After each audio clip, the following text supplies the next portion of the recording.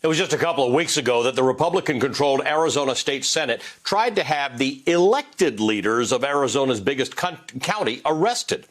Republican state senators failed by just one vote to approve a measure to lock up all 5 Maricopa County supervisors because those supervisors had the nerve to declare that Joe Biden won their county fair and square in the 2020 presidential election, because the Board of Supervisors would not hand over the county's voting machines and all of the county's ballots so that state Senate Republicans could personally dig in and find all the fraud that must have caused Donald Trump to lose in Arizona.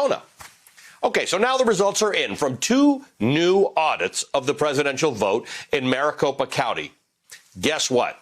Both of the independent outside auditors determined that the votes were counted correctly. The voting machines worked correctly. Nothing was hacked. The election was sound.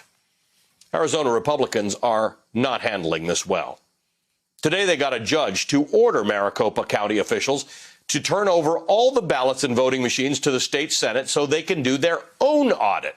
But also, get this, Arizona Republican lawmakers this week discussed a bill that would just let the state legislature overturn any election result it doesn't like.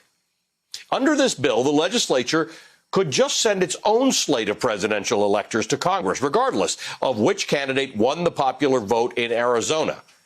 Now, that bill may not survive, but Arizona Republicans are moving forward with a bill that would kick a whole bunch of voters off the early voting rolls and shorten the early voting period and make it a felony for any Arizona official to move any deadlines to make it any easier for people to vote.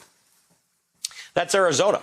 In Georgia, Republican lawmakers have introduced sweeping election bills that would drastically reduce early voting and absentee voting.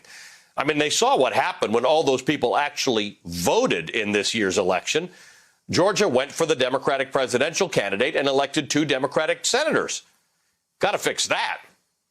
Over in Iowa, the Republican legislature actually passed, and the Republican governor is expected to sign a bill that cuts more than a week off the state's early voting period and closes polling places on Election Day an hour earlier.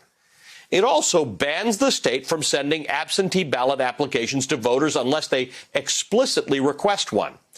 Iowa very successfully got huge turnout last year by just sending an absentee ballot to every eligible voter. Can't let that happen again.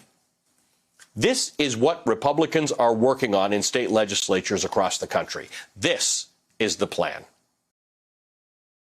Hey, thanks for watching our YouTube channel. You should know that you can follow today's top stories and breaking news and catch up on your favorite MSNBC shows all in one place.